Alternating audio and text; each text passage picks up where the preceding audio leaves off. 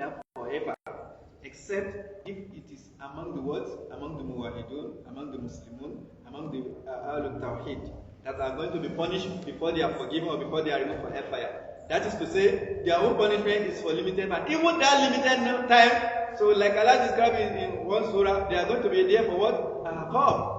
For ages, for period. In fact, if it is even 1 second, the experience you are going to have in Jahannam, the punishment of Allah cannot be described by anybody. Just like the enjoyment or the blessing of the Jannah cannot be described by anybody. And it cannot be compared to any other punishment like you have experienced or anybody has known. So that if somebody is to be punished in Jahannam for just 1 second and is removed thereof, anybody that sees him will know that this is what? This is from Jahannam. This person has ever got to Jahannam before. And that is how dangerous those punishment is. So these are the different type of punishment the people of hellfire are going to be subjected to. And like we have mentioned, all these things are actually necessary. Like Allah has also told us that Allah is making all this one as what? As Tawhid for us, as a way of scaring us, making us to be fearful of Him. Allah says, Allah says, I'm warning you of myself. Be warned. Do not take my words, do not take my instruction, do not take my guidance for granted. When I warn you, I actually warn you. On the day of Qiyamah, there's no excuse. There's no what? There's no friend. There's no ally that can assist you. The only person you have on that day is Allah. So today you are given opportunity to make choice. If you make wrong choice, the only time you have to either stop or be punished is before you die. As soon as somebody dies, that's the end of the story. That's the end of discussion. So you either remain in punishment for life, and if you are lucky that you have Iman, so for some period of time. So may Allah protect us from being among the inmates of hellfire, and may Allah count us among the people of Jannah. So the second aspect of this discussion actually is the Jannah.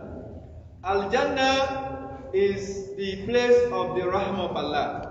Is the place of the blessing of Allah subhanahu wa ta'ala. Anybody Allah make to enter Jannah and are protected from hellfire. So Allah has actually done it a very great blessing, a very great favor. فَمَنْ زُوزِهَا عَنِ النَّارِ وَأُدْخِلَ الْجَنَّةَ فَقَدْ فَازَ. Anybody who Allah protected, Allah gives safety, and Allah did not allow him to enter Jannah, to enter hellfire, and it made it into Jannah. That is success. So in other words, if you want to know whether you are successful or not, so the success is actually not what you are in this world. Allah, that is not success.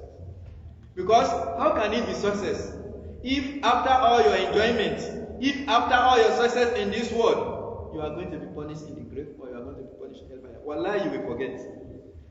When we die, even before we go there, even in this world, we had the story of people about Ashabul Kahf. We had the story about Allazi maru ala Korea. We hear their story. Ashabul Kahf, they remained sleeping. They were sleeping for how many?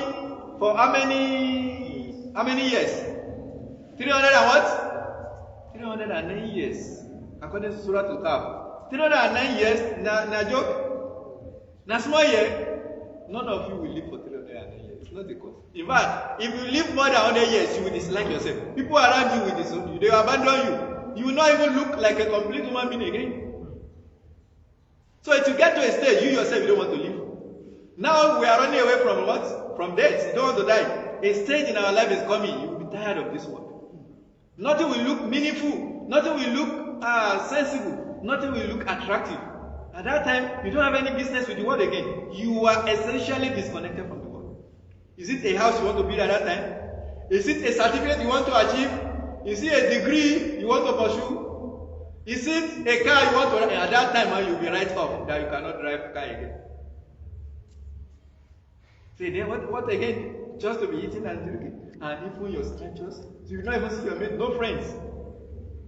If you are not blessed with good children or relatives, of people who can support you, you will dislike yourself. Because at that time, you don't have energy to do whatever you like.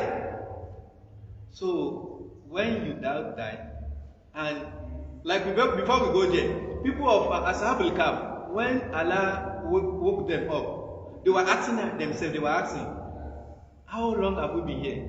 They said, Yawman, how about you? We have been here for just 24 hours or less. Somebody who has been sleeping for how many years? 300, not 309 hours, days, years. And they said, we have just been here for just a day or less. Which means they have lost memory of every year they have been sleeping there. And the same thing, Allah. So he was, Allah made him to die for 100 years. When he was resurrected, he was asked, Kam labist, for how long have you been here? He said, Yawman, I've been here just for a day or less. 24 hours or less than 24 hours. And he has been there for what? For 100 years. So that is to tell you how meaningless and how irrelevant our age or whatever we do in this life. Because after some time, you will lose hope. When we die, and when we are in our grave, when on the day of Qiyamah, when they ask us that, for how long did you live? They say, we were in the world for a day or less. With all this your enjoyment, all this your up and down, with all this your energy expending, you are expending energy. When you are asked that, for how many years did you spend in the house, on the house of it? You spend, I was there for maybe a day or less. You hold all of your ages. You think it is just, is that the enjoyment you are after? Is that the enjoyment that did not make you to want to focus on the purpose of our creation? Allah, the day of Qiyamah is going to be very difficult. It's going to be a very serious matter. So Allah subhanahu wa ta'ala tells us that what He has prepared for us. And the mercy of Allah, the greatness of Allah is that if you have ever wished for anything, if you have ever longed for anything, and you are not given this world, Allah will make it up for you in the Jannah. If in this world you wish to become a king, for example, or you wish to become a what? A president, or you wish to become anything, Allah said, "Walahum man tashtahi what? Anfusuhum." Everything you have ever wished for, you said, "I wish I were a president," but Allah did not give you that position. Probably it is dangerous for your work, for your iman, for your tawhid, or for your being. You are denied. But in Jannah, Allah is going to make you to what? To assume that position. So everything, a president, a king, in fact, you have them in multiple times. The only thing that is not in Jannah, there's nothing like king subject. There's nothing like king subject. There's nothing like a slave master. There's nothing like that in Jannah. Everybody will be master of his own. Even though we are going to be blessed with what? By young boys that will be serving us. We are going to be blessed with boys that will be giving us food and drinks.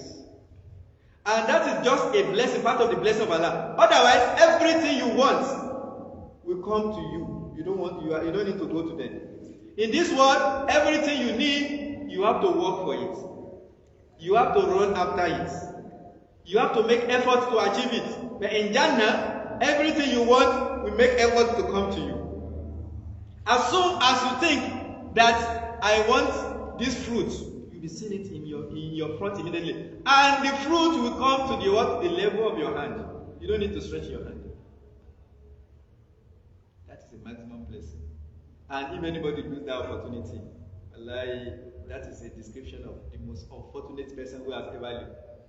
That is the definition of what? Being unfortunate.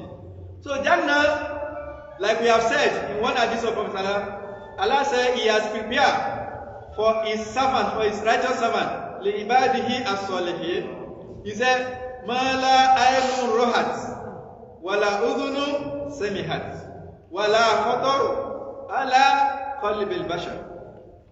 He has prepared for us in Jannah what the eyes has not what? Has never seen.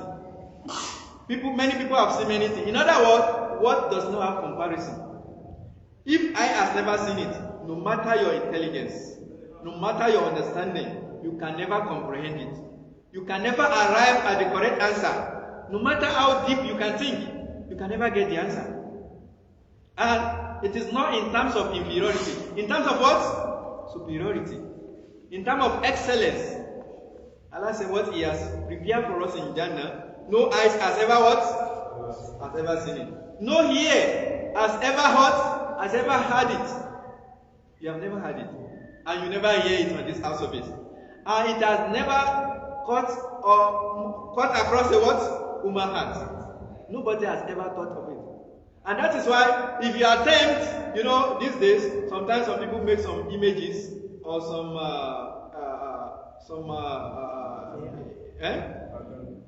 background, whatever, or images to make it look like Jannah. There's no amount of effort you do that you get the right picture of Jannah.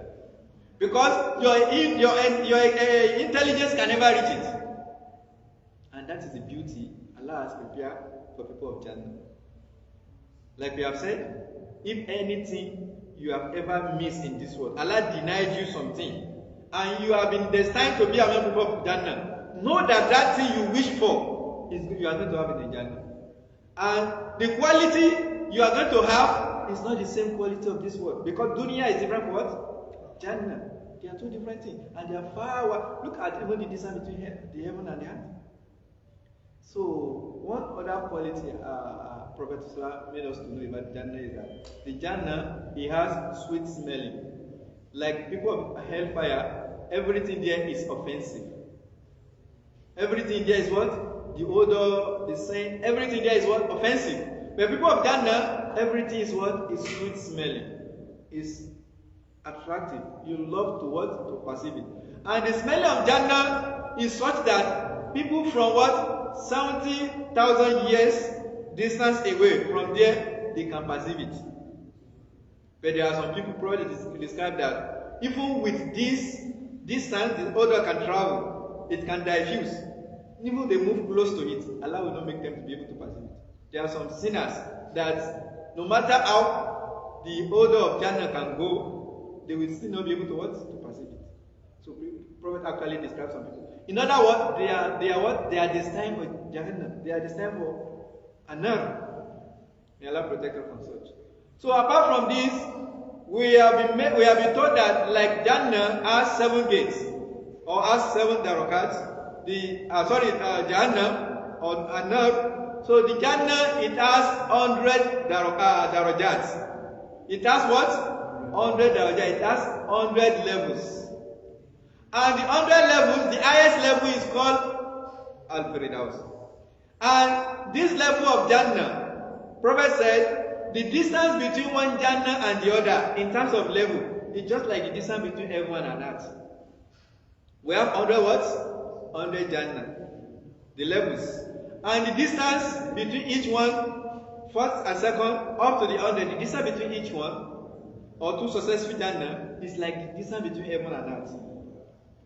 And that is one of the superiority of people of Jannah. And the person that is going to receive the least Jannah or the least favor of Allah in Jannah is somebody that will be brought after everybody has been put in their place in Jannah. Like Prophet Musa, he has Allah subhanahu wa ta'ala.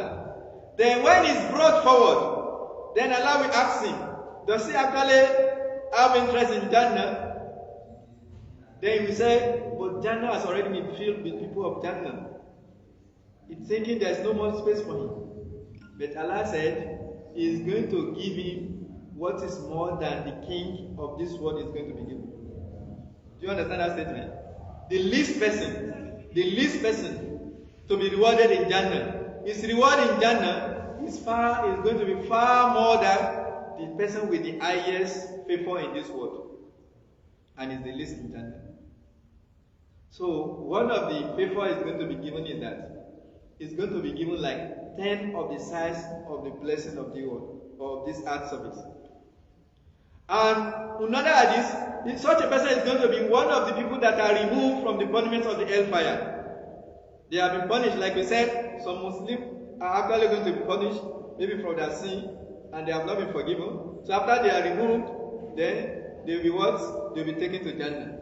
So they will be among the last people to enter Jannah. So one of the blessings Allah is going to give them is that they are going to be given 10 size of the size of this world. So if somebody who is going to be given 10 size of the size of this world is the least, can you now imagine the highest? Can you imagine the next one to him, and the next one to him, also the highest one? So in other words, nobody can imagine the place of Allah in Jannah. So apart from this, Prophet also described the quality of people of Jannah, individual that is going to enter Jannah. You know, we described that the individual that is going to hellfire, Allah is going to give them a new creation. Creation is such that they have very big teeth, like the Mount Hood. They have very wide, you know Mount Hood? It's about 6 kilometers. So their teeth is going to be as big as that. So, and they are so that they are going to be actually giant, so that they'll be able to receive the punishment. And the space of each person is going to be like distance between what? Distance between Mecca and Medina. And also people of Jannah, Allah is going to give them a new look. In Jannah, no more death, no more growth, no more tiredness, no more sadness, no more hatred, no more negative feeling, no more negative attitude. Everything is positive, everything is sweet, everything is pleasant. That is Jannah.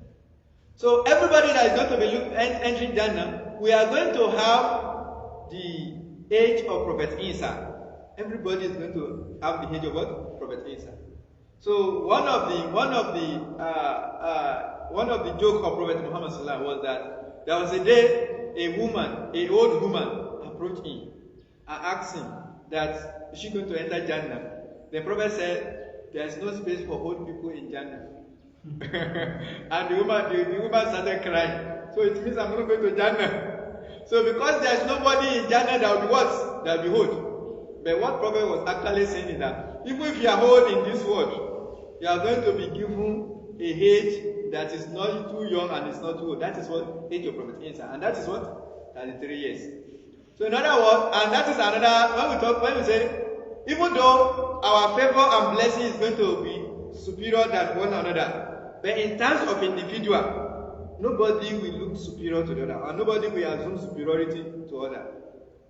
You know, in this world, even without telling us, even Allah makes us to be superior than other, and we have that feeling, and we behave like that. That I'm superior than you, I'm better than you, I'm higher than you, I have this position, I'm a professor, you are a PhD holder, I'm a master holder, you are a degree holder, I am this, I am that, I'm a course rep, you are a common class. So all these small things, people actually count it. Oh, I'm a president, you are a minister, you are a governor. All this disparity, all these things we count as something that meaningful. There's nothing like that in Jannah. Everybody is going to have what? The same age. And we're all going to have the beauty of Prophet Yusuf. And we are going to have the character, the behavior of Prophet Muhammad sallallahu alaihi wasallam. And we are going to have the height of Prophet Adam. And this is quality. And this beauty that Allah is going to be given to us, and that is actually the threshold. That's the beginning. Our beauty will continue to increase for life. There's going to be a market in Jannah, and we'll be going to that market every Friday. So a man will go to market, and before he returns home to his wife, when he comes back to the home, the wife will look at him and will say, my husband, you have looked more beautiful than the way you left home in the morning. And to continue like that for life. You know, we are going to be eating in Jannah, but there's nothing like, I want to urinate, I want to defecate, I want to spit, sputum, saliva, feces, urine. No, there's nothing like that in Jannah. And you'll be eating. And the food, they will not increase you in anything except beauty. They will not increase you in anything except what? Beauty. And they will just become, well, after you have eaten, there's nothing like waste product. They will become what? They become sweet smelling, like smelling of musk that will be evaporating through your skin. And that is the only thing that will come out. And even that thing will not be what? It will not be offensive. And we are going to have different number of wives in Jannah. So if your problem in this world is women, it's better to be patient for Allah. It's better to be what? To be patient. So some are going to have 100 among the Urul Eid. Some are going to have 70. One day we were reading one book with somebody, and they mentioned this part, that some people are going to have 100. Somebody said, is that not too much? So the reason why he actually looked at it that way, because he used the worldly existence to judge it. But we are going to have different existence actually in Jannah. Everything in Jannah is not going to be too much and not going to be too less. It's going to be actually at the optimum quality or number or quantity that you need. And actually it's going to be based on what? It's going to be based on character and behavior, your iman, your tawhid. So the urul in that Allah is going to bless, you know, the highest number of people in Jannah in terms of male and female are going to be male. The majority of people in hellfire in terms of female and male is going to be female. Female are going to be the majority in hellfire, while male are going to be majority in where? In Jannah. So one day Prophet was addressing women and he asked them to be doing sadaqah. He said, because they are the majority in what? In Jannah. So they asked, why is that so? Why are we the majority? Prophet said, because they don't appreciate the favor of their husband. And because and because of their tongue, they use their tongue negatively towards their husband or towards people around them, especially their husband. And that is to tell us that the right of husband on women, wallah, is not a small thing. Your husband can decide your Jannah or your Jahannam. So if you want Jahannam, you can decide. You can make your choice. So because of the deficiency of women in Jannah, because their population is going to be less compared to women in this one. And mind you, in this one, women are more than men. Like especially this time around, the Prophet said at the end of time, the number of women will be so much that for every man we'll be getting like 50 women. Is that not the same thing today? We have too much women. So some women are even looking for husband, unlike in those days. And it's not that there's no husband, but women are too much. Is that also? So in Jannah, Allah will make the number of women up for men and will give them a hurul in. And like I said, some people are going to have multiple wives depending on their needs. And the hurul in, when their beauty was described by Prophet Muhammad, he said the first time you see them, when you are going to Jannah, and the first time you see your wife, the hurul in, you'll be amazed at their beauty. And their beauty, the amazement is such that you will wait and you'll be looking, is this beauty? And you will remain there for 40 years, assessing the beauty, you will not know you have been there for 40 years. So can you imagine the level of that beauty? You are looking at it, yeah? The beauty be this? For 40 years, you will not know you have been there for 40 years, assessing beauty.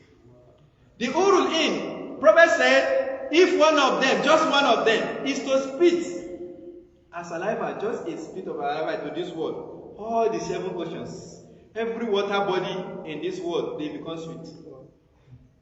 Wow. Can you afford to miss that? Can you afford to miss that? But you have to be patient for Allah. Because no be joke. And it's not easy. That is, if you know where you are going, if you have focus, you know that even if I miss this, I will not miss that. How can I miss this and go and miss that? That one is madness. Even in this world, you cannot get what you want. In every aspect. Work, job, food, happiness, wife. Sometimes your wife will be your punishment, will be your trial. So then you miss this one, go and miss there again. That is not sweet. That is why you have to be patient. That is why you have to sit down and understand what is my purpose in this world and where am I going. Should I miss it? We are writing an exam. And some people, they have decided to leave some activities on some things they normally enjoy because they want to pass. That is the same way we are supposed to live this life. Okay, this one can cause me trouble. I will deal with it. Okay, some people think I'm backward, I am not exposed. Yes, I'm not exposed. If that is the meaning you give to it, yes, I'm not exposed. I'm backward because I know where I'm going. I know my focus. I know my goal, and it will worth it. And the most dangerous part of it is that there is no time. You know, I didn't mean you have time. Everybody knows date of death. That I'm going to die in the next 100 years or the next 100 years. So you can decide to be doing whatever you like. And when you remain like 1 year, then you become a new human being. Abi? But Allah has made it such a way that Nobody knows the days of his death. And we die unexpectedly. And when you die, there's nothing like going back. There's nothing like second chance. There's nothing like another opportunity. And your own judgment has started from there. So, Jannah, like we have said, it is actually somewhere that nobody that knows and understands it, like we have just decided already. So we cannot even finish describing their beauty. Their face alone, even their, what are these? One prophet said, you'll be seeing their bone marrow from their skin. When you see them like this, you'll be seeing the bone marrow. And this is how beautiful they are. And some people are going to be given what? 100. And they are going to have maximum respect for their husband. They don't raise up their head. Allah describes in Surah Al-Rahman. So they don't what? They don't look up and be violating or disrespecting their husband. Unlike women of this world. If care is not taking, they will beat you up. And Urul Ain, for those of us, may Allah count us among the people of Jannah that are going to Jannah. They are looking at us and they want us to come and meet them. So if you have a wife that disobeys and cause trouble for you in this world, who will be causing her? Do not trouble my husband. Do not disturb my husband. Don't give my husband tough time. Oh Allah, take my husband away from this troublesome woman. That is Urul. So they are loving. They are beautiful. You see them, you are satisfied. They talk to you in the most soft manner. This is how Allah has prepared different. And this is just about Urul. And like I said, we cannot even exhaust them. So let alone many other things that Allah has prepared for us in Jannah. So I've been notified our time is up. Inshallah, tomorrow we'll still continue from there. May Allah make it easy for us. Subhanaka Allahumma bihamdik. Ashhadu an la ilaha illa anta astaghfiruka wa atubu ilaik. Assalamu alaikum wa rahmatullahi wa barakatuh. Alhamdulillah, la ilma illa ma 'allamtana innaka antas samiul 'alim. Rabbi shrah li sadri wa yassir amri wahlul 'uqdatan min lisani yafqahu qawli. Amin. Allahumma salli ala sayyidina Muhammad kama sallaita ala Ibrahim wa ala ali Ibrahim innaka Hamidum Majid. Amin. We pray Allah subhanahu wa ta'ala to continue our stars and to continue to preserve our stars of former goodness. And we pray Allah subhanahu wa ta'ala to continue to guide us and also guide us to the right path. So the lecture has come to the conclusion. So if you want to ask question, you.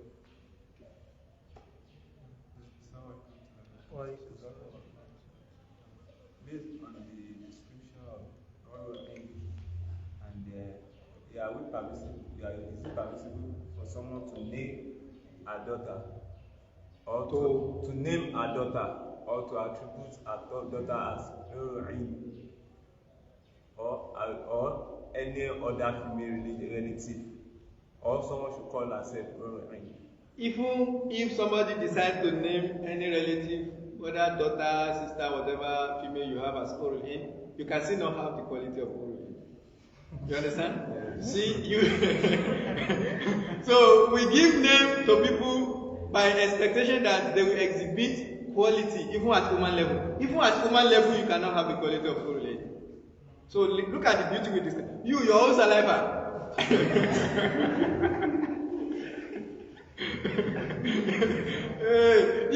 No matter how beautiful you are, the worst is that we look at you for 5 minutes.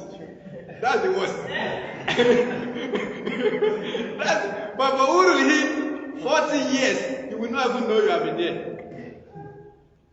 And no matter how beautiful you are, can we see your bone marrow from your skin? So you can't even have anything close to the Urul. So why are we disturbing ourselves? And the reason why they are called Urul, because they are going to have wide eye. Your own eye is not wide. Why are you disturbing yourself? So, and for female, you don't actually need to name yourself Urul. What you need to do is to work hard to be people of Jannah. You see, we have just described the Urul. They are beautiful and they are excellent, isn't it? Yes. If somebody among the women of this world work for Jannah, she's going to have more excellence than what? Urul. In other words, they'll be more beautiful than Urul. In other words, they have more excellence because they have worked for it. So, and you know, Allah's reward, whether in this one Jannah, nobody can imagine it.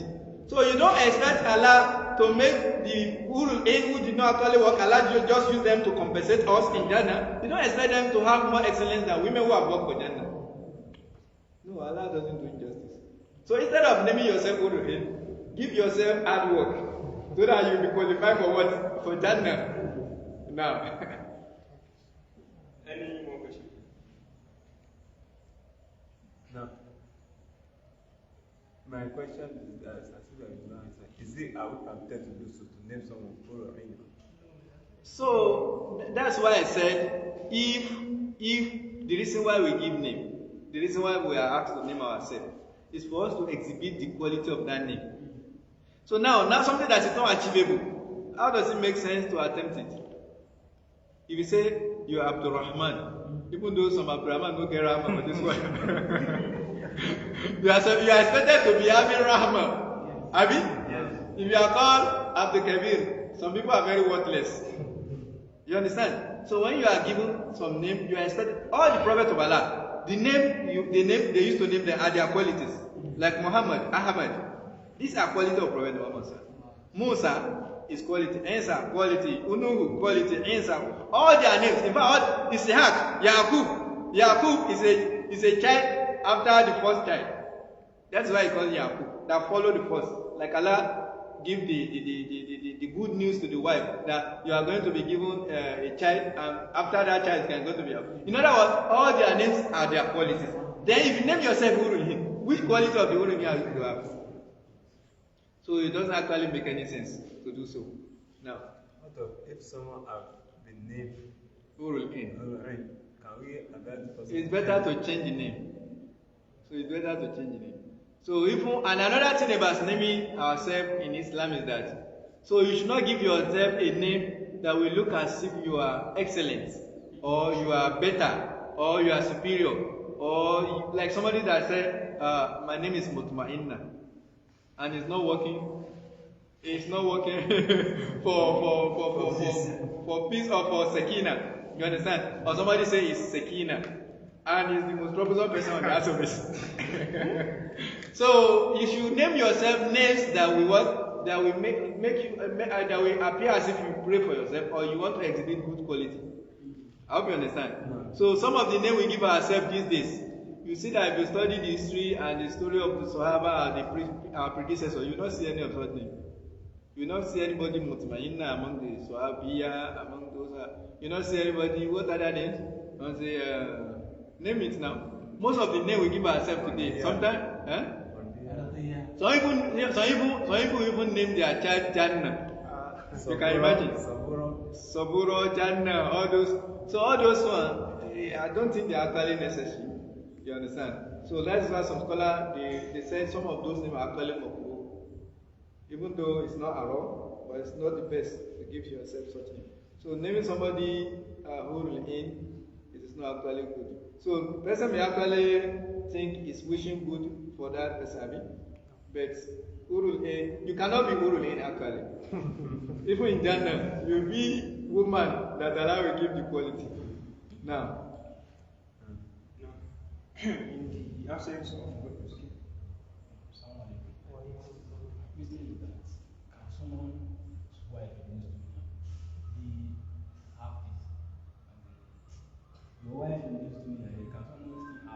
the gender? yes. Have the same quality, same to like I said, for women of Jannah, their quality is going to be women of this world that are going to Jannah. They are going to have more excellence, more quality than women. Because they have worked for it. I hope you understand. So Allah is going to reward them. And Allah's reward is unlimited, like Allah himself. I hope you understand. And for anybody that's like husband and wife in this world, if two of them are going to Jannah, they are actually going to be husband and wife in Jannah. So the only place where there may be problem is that if a woman have more than one husband in this world, all of them are, all the husbands are in Jannah. So who is going to marry her in Jannah? Like maybe she married the first one and he died, and it's people of Jannah. He married the second one, he died, and people of Jannah. Married the third one, maybe he divorced or died, and it's people of Jannah. So which of them is he going to be given? So he's actually going to be given to the last person that married her before she died. So there's similar thing that happened to Prophet Muhammad Sallam. I think it is Salama. So Salama, when he married her husband, they have agreed that they want to, like, they love each other, like, you cannot imagine. Their love between them is unimaginable. And they got to a extent of making an agreement between the two of them that the same way we are husband in this world, husband and wife, in Jannah we want to be husband and wife. And anybody that dies before each other, you should not marry another person. So that I will what? You'll be my wife or you'll be my husband. That's the agreement. So when the husband died, Prophet proposed to her. And she rejected. She turned it down. Prophet now asked her, what is her reason? She didn't initially say it. She said, number one, she's old woman, she's an elderly woman, and Prophet have many other young women. Number two, she's very jealous, and she's afraid that her jealousy will not make her to commit one big problem because you are dealing with Prophet. And the third reason is that he has agreed with her husband that they are going to be husband and wife in Jannah. So he doesn't want to marry another. So Prophet said, why can't she pray to Allah to give her somebody who is better than her husband? He said, who can be better than my husband? So in other words, she doesn't see anybody that is better than her husband. Prophet said, just say it to her. Just say it. And for the girl, for the jealous, I will pray to Allah to what? To remove it from your heart. So, and that is another lesson. Sometimes every woman are jealous. Isn't it? Even some men, in fact, men are supposed to be jealous over their wives. You understand? Not to other men or other fellow women. You understand? But for your wife, you have to be jealous. So now one is you have to. In fact, if you are not, it's one of the reasons why somebody can go to Jannah. Yes, like Prophet said, do you? Those that doesn't care about their wife or their female relatives. You see them, you say, so now they are friends, let them do whatever they like. That one can land you hellfire. So if I see a man close to my wife, so he may die. So you have to be jealous. I hope you understand. So that is how we're supposed to be. You have to protect them, whether your daughter or your wife. I hope you get it. So in short, Prophet asks her to pray for somebody who is better, and Prophet is actually better than anybody, not only her husband. So then Allah answered the prayer, and Prophet later married her. And now it means she's going to belong to Prophet Muhammad Sallallahu on the day of Qiyamah. And there's another case. What about those that marry a kafir and did not marry another husband until they die? Or like what about the case of Isa? She did not have husband, and she didn't have husband until she died, and she gave back to Isa. Who's going to be her husband in Jannah? Like the wife of Fir'aun, she was a mu'mina, and Fir'aun died and he died. Then who's going to be her husband in Jannah? So according to the authentic hadith of Prophet, their husband is going to be Prophet Muhammad Sallallahu Alaihi Wasallam. Prophet is going to be the husband of both the Isa and the wife of Fir'aun. So may Allah bless us. And may Allah count us among the inmates of Jannah. Amen. May Allah count us among who are going to have Urul again. Our wife also in Jannah. Amen. We have come to the conclusion of today's class. We pray Allah subhanahu wa ta'ala to guide us, and we urge our brothers to also be in attendance tomorrow by 4:30 p.m. to 6 o'clock p.m. and also call for more people. We know we are in exam period for this particular class is very important. That is why we are continuing the classes as we are in exam period. We pray to Allah subhanahu wa ta'ala to continue to guide us, and then as we are in exam period, we pray that Allah subhanahu wa ta'ala to let us write our exam in flying colors and get the good grades that we want, inshallah. Subhanahu wa ta'ala,